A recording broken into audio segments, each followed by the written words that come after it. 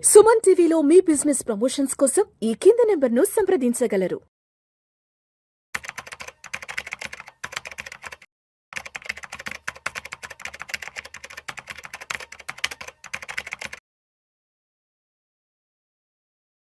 నమస్తే, welcome to Vishnu talks. నేను విష్ణు. ప్రస్తుతం నాతో పాటు ఇన్సూరెన్స్ ఏజెన్సీ మేనేజర్ రామకృష్ణ గారు ఉన్నారు. వారితో మాట్లాడదాం. రామకృష్ణ గారు నమస్తే సార్. నమస్తే సార్. విష్ణు గారు నమస్తే. Welcome to Suman TV and welcome to Vishnu talks. Thank you sir. Thank you so much for being with Vishnu talks Ramakrishna గారు. ఆల్వేస్ అండి. Ramakrishna garu thank you so much అండి. ఆల్మోస్ట్ ఒక 4-5 సంవత్సరాల నుంచి నాతో ఇన్సూరెన్స్ కి సంబంధించిన ఎడ్యుకేటివ్ వీడియోస్ చాలా చాలా చేశారు సార్. చాలా మంచి informative videos, awareness videos, educative videos ఈ 4-5 సంవత్సరాల్లో మంచి వీడియోస్ చేశారు. మంచి ప్రజాదరణ కూడా రావడం జరిగింది. అందుకే మరొకసారి మళ్ళీ మిమ్మల్ని నా విష్ణు టాక్స్ షోకి ఇన్వైట్ చేయడం జరిగింది. సో రామకృష్ణ గారు, ఈ వీడియోలో కొంచెం కాస్త డీటెయిల్గా మారటోరియం పీరియడ్ గురించి మాట్లాడుకుందాం. ఇన్సూరెన్స్ లో మారటోరియం పీరియడ్ గురించి ఎక్కువగా మాట్లాడుతుంటారు కాబట్టి అవును, ఏంటి అసలు మారటోరియం పీరియడ్ అంటే ఏంటి? మారటోరియం పీరియడ్ కి సంబంధించి రీసెంట్ గా IRDA కూడా ఒక కొత్త డెవలప్మెంట్ తీసుకురావడం జరిగింది. 8 సంవత్సరాలు ఉన్న మారటోరియాన్ని 5 సంవత్సరాలకి తీసుకురావడం జరిగింది. మరి ఇప్పుడు 8 సంవత్సరాల నుంచి 5 సంవత్సరాలకి తీసుకురావడం వల్ల ఇక్కడ ఎవరికి నష్టం, ఎవరికి లాభం, అసలు ఇన్సూరెన్స్ కంపెనీలు దీని గురించి ఏమంటున్నాయి? Right sir. ముందుగా మోరటోరియం పీరియడ్ అంటే ఏమిటంటే, ఇన్సూరెన్స్ కంపెనీ పాలసీ హోల్డర్ని తన జెన్యున్ హెల్త్ మీద నమ్మటానికి పట్టే సమయాన్ని మోరటోరియం పీరియడ్ అంటారు. Simple words. ఇప్పుడు ఎగ్జాంపుల్ అండి, ఇప్పుడు మనకు పరిచయం అయింది ఒక 1 అవర్ అయింది ఎగ్జాంపుల్గా. సెషన్ అయిపోగానే మీకు మేము ఒక 1 lakh అడిగాను, వెంటనే మీరు నమ్ముతారా? అదే మన జర్నీ ఒక 1-2 years 3 years కంటిన్యూగా జరిగి నా గురించి మొత్తం మీకు తెలుసు, మీ గురించి మొత్తం నాకు తెలిసినాక అప్పుడు నేను మిమ్మల్ని ఒక 1 lakh rupees అడిగాను అనుకోండి, అప్పుడు ఇవ్వడానికి డౌట్ ఏమి ఉండదు. రైట్. అలానే హెల్త్ ఇన్సూరెన్స్ తీసుకున్నాక ఆ కంపెనీ దగ్గర నుండి ఎలాంటి క్లెయిమ్స్ పెట్టలేదు, ఎలాంటి మెడికల్లో చేంజెస్ ఏం లేవు. ఆ తర్వాత తనకి ఏదైనా జరిగి అడ్మిట్ అయినప్పుడు కంపెనీ వెంటనే క్లెయిమ్ అప్రూవ్ చేస్తుంది. అంటే ఆ నమ్మకాన్ని కంపెనీ గెలుచుకుంది. దాన్ని మోరటోరియం పీరియడ్ అంటారు. ఇంతకుముందు ఆ మోరటోరియం పీరియడ్ అనేది 8 years ఉంది. రీసెంట్గా దాన్ని 5 years తగ్గించింది. ఇది మోరటోరియం పీరియడ్ అంటే. నెక్స్ట్ క్వశ్చన్ మీరు ఏమన్నారంటే, ఇది ఎవరికి లాభం ఎవరికి నష్టం అన్నారు. రైట్. అయితే ఈ లాభ నష్టాల గురించి చూసుకుంటే ఎక్కువ లాభపడేది ఇన్సూరెన్స్ తీసుకున్న పాలసీ హోల్డర్స్ లాభం ఎక్కువ. ఇప్పుడు చూడండి, కంపెనీస్ ఏముంటున్నాయి, మిమ్మల్ని నమ్మడానికి నాకు 8 years టైం పడుతుందంటే పాలసీ తీసుకున్న వ్యక్తులకి ఏమనిపిస్తుంది, అంత టైమా, 8 years టైం పడుతుందా? దాంతో కొంచెం పాలసీ పెనట్రేషన్ అనేది అయిపోతుంటుంది. అదే 5 years తగ్గించాక ఎక్కువ జనాలు పాలసీ తీసుకోవడానికి ఇష్టపడతారు. ఓకే, 5 yearsలో నమ్మకం వస్తుంది, మనకి ఎలాంటి ప్రాబ్లం వచ్చినా క్లెయిమ్స్ అనేది ఇస్తుంది, ఎలాంటి క్వశ్చన్స్ అడగదు, తక్కువ క్వశ్చన్స్ అడుగుతుంది, వెరిఫికేషన్స్ తగ్గుతుంది అని అంటే ఇన్సూరెన్స్ తీసుకోవడానికి ఎక్కువ ఇష్టపడతారు. దానికోసం తగ్గించారు. నెక్స్ట్, ఈ 5 years తగ్గడం వల్ల ఇన్సూరెన్స్ కంపెనీకి వచ్చే లాభం ఏంటి? ఏ ఇన్సూరెన్స్ కంపెనీ అయినా క్లెయిమ్ ఇవ్వడానికి ముందు వాళ్ళు కొన్ని క్వశ్చన్స్ కానీ వెరిఫికేషన్స్ కానీ చేసుకొని క్లెయిమ్ని ఇవ్వకుండా ఉండడానికి మ్యాక్సిమం ట్రై చేస్తారు. కొన్ని కంపెనీస్ ఉంటాయి అలా. ఏదైనా ఒకటి దొరకదా, ఆ దొరికిన పాయింట్ తోటి నేను ప్రస్తుతానికి నేను క్యాష్లెస్ ఆపకుండా ఉండగలమా అనే క్వశ్చన్స్ తోటి వాళ్ళు డీప్ వెరిఫికేషన్ చేసుకోవడానికి క్లెయిమ్స్ ఆపేస్తారు.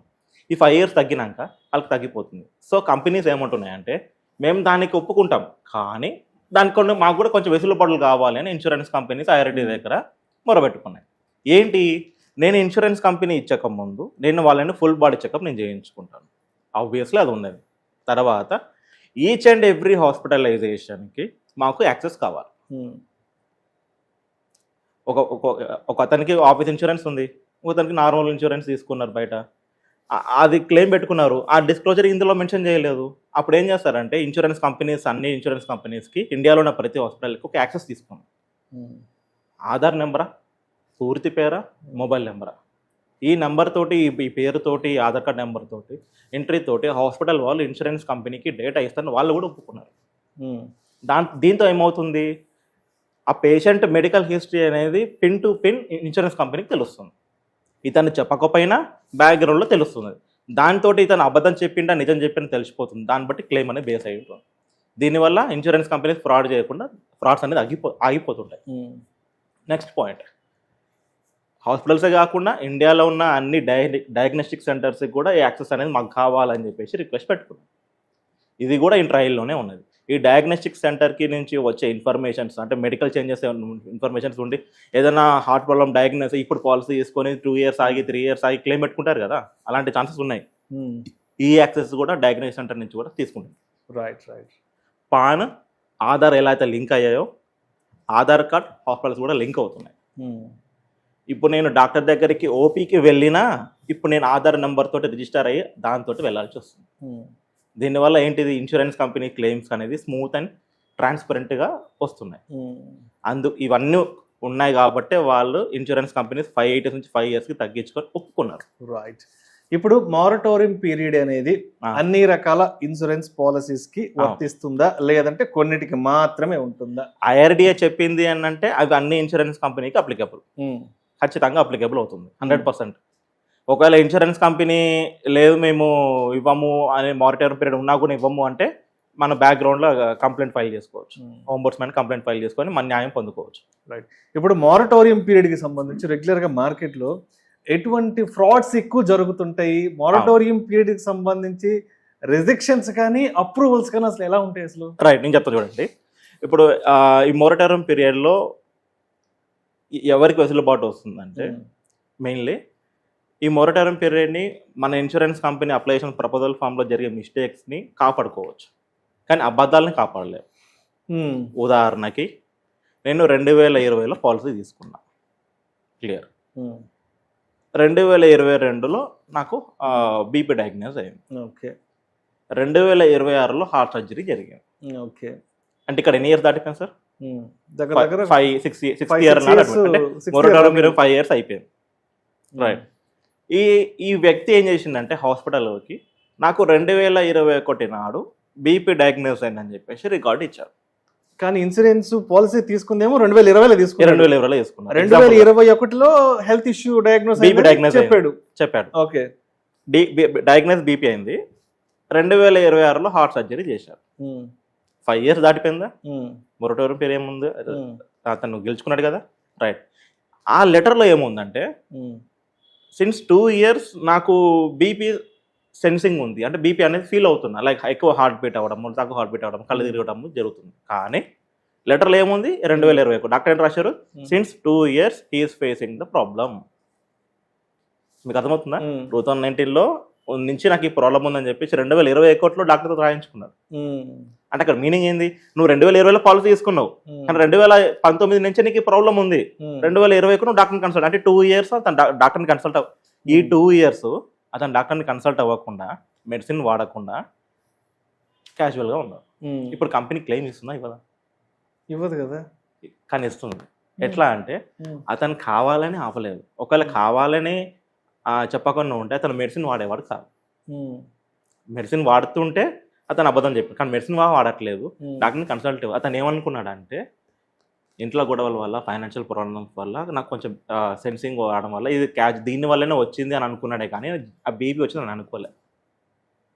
ఇక్కడ మొరటోరియం పీరియడ్ ఉండడం వల్ల తనకి క్లెయిమ్ అనేది అప్రూవ్ అయ్యారు. సినారియో 2,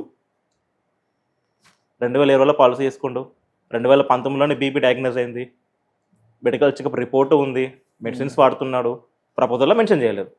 2026లో సర్జరీకి వచ్చిండు, లెటర్ ఇచ్చిండు. 2019 నుంచి నాకు బీపీ ఉందని డాక్టర్కి చెప్పాడు, ఆ లెటర్ కూడా ఇచ్చారు, కానీ ప్రపోజల్ ఫామ్లో మెన్షన్ కాలేదు. ఇప్పుడు మొరటోరియం పీరియడ్ తనకి సహాయపడుతుందా? పడదు. ఇది ఇంటెన్షనల్ ఫ్రాడ్, ఇంటెన్షనల్ అబద్ధం చెప్పావు. మొరటోరియం పీరియడ్ ఉన్నా కానీ నీకు అది క్లెయిమ్ రాదు. మిస్టేక్స్కి, తప్పిదాలకి మాత్రమే ఇన్సూరెన్స్ కంపెనీ క్షమిస్తుందే కానీ నిజంగా అబద్ధాలు, మిస్లీడింగ్, ఫ్రాడ్కి మాత్రం ఇన్సూరెన్స్ అనేది ఎలాంటి క్షమాపణ అనేది ఉండదు. రైట్. ఇప్పుడు మారటోరియం పీరియడ్ కంప్లీట్ అయిపోయిన తర్వాత వినియోగదారుడికి ఉండే హక్కులు ఏంటి? ఇప్పుడు జనరల్గా 1-2 yearsలో పెట్టే క్లెయిమ్స్కి కంపెనీ నుంచి వచ్చే క్వశ్చన్స్ అనేది 90% తగ్గిపోతాయి. ఇనీషియల్గా పెట్టే క్లెయిమ్స్కి ఫస్ట్ కన్సల్టేషన్ పేపర్ అడుగుతారు, డాక్టర్ ట్రేడింగ్ సర్టిఫికేట్ అడుగుతారు, ఇది నీకు ఎప్పటి నుంచి వచ్చింది, ఎలా వచ్చింది, ఇప్పటి కాలం నువ్వు ఏమేమి మెడికేషన్ తీసుకున్నావు అని అడుగుతారు. కానీ మొరటోరియం పీరియడ్ తీసుకున్నాక ఇవేం అడగరు. క్వశ్చన్స్ అనేది తగ్గిపోతుంటాయి. చిన్న చిన్న క్వశ్చన్స్, సిల్లీ క్వశ్చన్స్ పెట్టి క్యాష్లెస్ ఆపే ఇన్సూరెన్స్ కంపెనీకి ఇది ఒక పెద్ద శిక్ష. ఇప్పుడు మారటోరియం క్లాజ్ అనేది అండర్ రైటింగ్ ప్రక్రియపై ఎటువంటి ప్రభావం చూపుతుంది? అండర్ రైటింగ్ అండర్ రైటింగ్స్కి సార్ ఇప్పుడు ఏదైనా ఒక వ్యక్తి ఇన్సూరెన్స్ కావాలని అప్లై చేసినప్పుడు ఇతని హెల్త్ కండిషన్ డిసైడ్ చేసేది అండర్ రైటింగ్ టీం ఉంటుంది. అతని వయసు ఏంటిది, అతని జెండర్ ఏంటిది, అతను చేసే వర్క్ ఏంటిది, ఏ లొకేషన్లో ఉన్నారు, ఈ 4 బేస్ మీద పాలసీ ఇవ్వాలా వద్దని డిసైడ్ చేస్తుంటారు. ఇప్పుడు హై ఏజ్ ఉంది, ఎక్కువ మెడికల్ చెకప్ చేసుకొని కంపెనీ పాలసీ అనేది ఇస్తుంది. సో మోరటోరియం పీరియడ్కి దీనికి ఎలాంటిది ఎఫెక్ట్ ఏముంది. అండ్ అదేవిధంగా ఇప్పుడు మోరటోరియం పీరియడ్ అనేది కంపెనీలకు సంబంధించిన క్లెయిమ్ సెటిల్మెంట్ రేషియోపై ఎటువంటి ఇంపాక్ట్ చూపుతుంది? రైట్, ఈ మోరటోరియం పీరియడ్కి క్లెయిమ్ రేషియోకి ఎటువంటి ఇంపాక్ట్ వస్తుందంటే మోరటోరియం పీరియడ్ దాటినాక క్లెయిమ్స్ అనేది చాలా నెంబర్ అనేది పెరుగుతుంటుంది.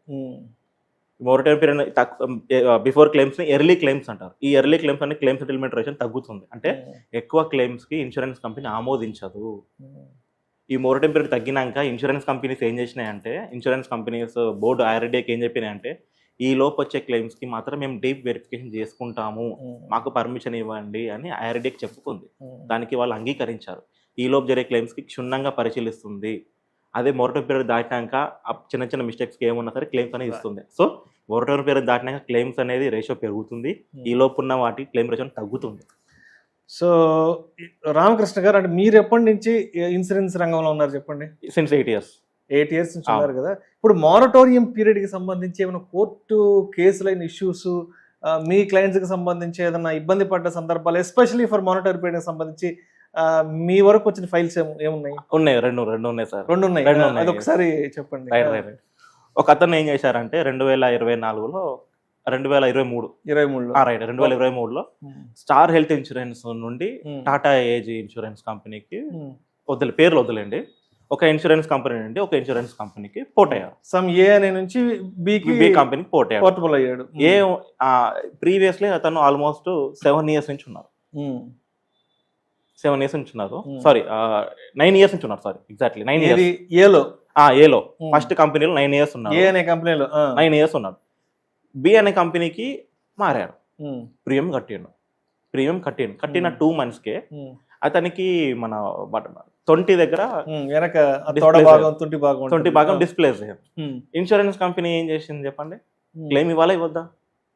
ఇవ్వాలి కదా, ఇవ్వాలి మోరటోరియం పీరియడ్. కానీ కంపెనీ క్లెయిమ్ ఇవ్వలేదు. ఎందుకు క్లెయిమ్ ఇవ్వలేదంటే, నువ్వు మా దగ్గరకు వచ్చేసి 2 months అవుతుంది, 2 months అవుతుంది, even though your having 9 years, I'm having doubt అని చెప్పేసి అన్నారు. అతను ఏమన్నాడు, నాకు మోరటోరియం పీరియడ్ బెనిఫిట్ ఉంది, పోర్టబిలిటీ బెనిఫిట్ ఉన్నది, మీరు 8 years కండిషన్ ఉంది, నాకు 9 years ఉన్నది, ఈవెన్ దో 1 year క్రాస్, నేను ఇప్పటి వరకు ఒకటే క్లెయిమ్ పెట్టుకున్నా, కోవిడ్ క్లెయిమ్. ఆ కోవిడ్ క్లెయిమ్ నేను మీకు డిస్క్లోజ్ చేశాను, మీరు నాకు పాలసీ కూడా ఇచ్చారు. ఓకే, అంటే మెడికల్ హిస్టరీ కూడా మీరు దానికి యాక్సెప్ట్ చేసి నాకు పాలసీ కూడా ఇచ్చారు, నాకు ఎందుకు ఇవ్వట్లేదు అని చెప్పేసి తను కంపెనీకి వెళ్ళారు. అంటే ఇప్పుడు వెనక తుంటి సమస్య అన్నారు కదా. అవును. అంటే అది మామూలుగా తన హెల్త్ ఇష్యూస్ నుంచి బయటకు వచ్చిందా, ఏదైనా ప్రమాదం యాక్సిడెంట్ జరిగి అతను లాస్ట్ 5 years నుంచి ఒకటే ప్లేస్ లో మార్నింగ్ టు ఈవినింగ్ నైట్ వరకు కూర్చొని వర్క్ చేస్తున్నారు. అంటే దీర్ఘకాలికంగా వచ్చిన సమస్య, యాక్సిడెంట్ అయి ప్రమాదం జరిగి అప్పటికప్పుడు వచ్చిన ఇష్యూ కాదు. రైట్, దీర్ఘకాలిక సమస్య. ఒకటే చోట కూర్చొని మార్నింగ్ టు ఈవినింగ్ కూర్చొని వర్క్ వల్లనే అది డిస్ప్లేస్ అనేది జరిగింది. కంపెనీ క్లెయిమ్ ఆపేసింది. క్లెయిమ్ ఆపేశాక తను నన్ను అడిగారు, అన్న మీరు పోర్టబిలిటీ బెనిఫిట్ ఉంది, మోరటోరియం బెనిఫిట్ ఉంది, మీరు నాకు ఓకే అన్నాకనే పాలసీ నేను మీ దగ్గర తీసుకున్నాను, ఇప్పుడు కంపెనీ క్లెయిమ్ ఇవ్వట్లేదు, ఇప్పుడు మీరు ఇస్తారా కంపెనీ ఇస్తారా అని అడిగారు. సరే, ఒకవేళ కంపెనీ ఇవ్వకపోతే నేనే మెడికల్ ఎక్స్పెన్స్ పెట్టుకుంటాను, నాకు నమ్మకం ఉంది అని చెప్పేసి క్లెయిమ్ దగ్గరికి వెళ్తే కంపెనీ ఏమన్నదంటే, లేదు మీరు ఏ అనే కంపెనీ మీరు క్లెయిమ్ సరిగ్గా ఇవ్వట్లేరు కాబట్టి, ప్రాబ్లం వచ్చిందని మీకు తెలుసు కాబట్టి మీరు ఇప్పుడు ఇక్కడికి మారారు అని కంపెనీ అంటుంది. ఇప్పుడు ప్రూవ్ చేసుకోవాల్సిన బాధ్యత మా మీదనే ఉంది. సరే, నాకు ఒక డౌట్ రామకృష్ణ గారు, ఇప్పుడు 9 సంవత్సరాల పాటు ఏ అనే కంపెనీతో ఉన్నాడు. 9 సంవత్సరాలు పూర్తయిన తర్వాత 10వ సంవత్సరం బి అనే ఇన్సూరెన్స్ కంపెనీకి షిఫ్ట్ అయ్యాడు. ఇప్పుడు ఇందా కేసులో ఆయనకి లాంగ్ రన్ లో ఇష్యూ వచ్చింది.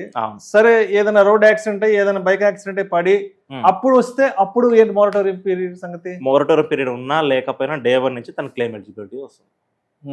దానికి సంబంధం లేదు, యాక్సిడెంట్కి సంబంధం లేదు, దీర్ఘకాలిక సమస్యలకు మాత్రమే వెరిఫికేషన్ ఉంటుంది. అంటే ఇది ఎప్పటి నుంచో లాంగ్ రన్ గా వేధిస్తున్న సమస్య, మీకు ఆల్రెడీ తెలిసిన సమస్య కాబట్టి నువ్వు మీరు కంపెనీ అయ్యాక దాన్ని చెప్పావు.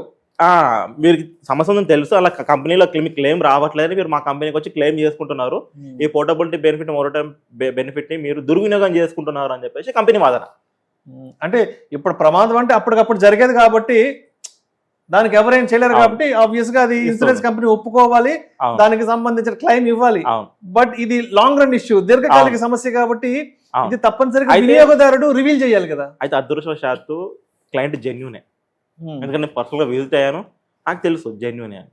అక్కడ మేము ఏం చెప్పించామంటే మా దగ్గర ఉండే ప్రతి ఈచ్ అండ్ ఎవ్రీ డాక్యుమెంట్ మేము ఇన్సూరెన్స్ కంపెనీకి చూపించాం. అక్కడ డేట్ కూడా మ్యాచ్ అయింది.